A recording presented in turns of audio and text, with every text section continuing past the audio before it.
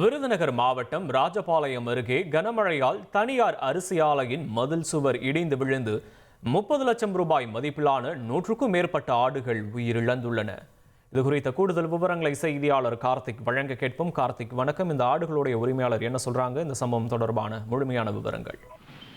வணக்கம். அதாவது ராஜபாளையத்துல இரவு பெய்த கனமழையின் காரணமாக தனியார் அரிசி ஆலை மதில் சுவர் இடிந்து விழுந்து இடிபாட்டு சிக்கி 30 லட்சம் மதிப்பிலான ஒரு 100க்கும் மேற்பட்ட ஆடுகள் பலியாயிருக்கு.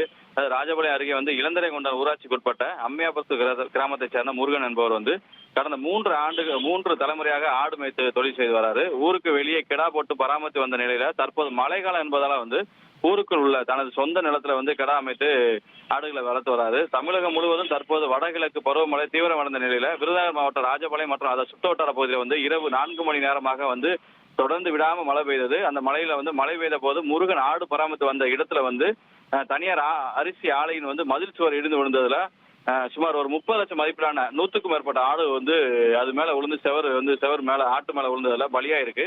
தகவல் தலைவாய்புரம் போலீசார் அந்த சம்பவத்தை விசாரணை நடத்தி வராங்க. அந்த ஆடுக்கு உரிய இழப்பீடு வழங்க வேண்டும் என முருகன் தமிழக அரசுக்கு கோரிக்கை வைத்துள்ளார். விவரங்களுக்கு நன்றி கார்த்திக். இனி செல்லும் இடமெல்லாம் செய்தி. தந்தை டிவியின் வாட்ஸ்அப் சேனலை ஃபாலோ பண்ணினா செல்ல இருக்கும் இடமெல்லாம் செய்தி. இதோ QR கோட் இப்பவே ஸ்கேன் பண்ணுங்க, ஃபாலோ பண்ணுங்க.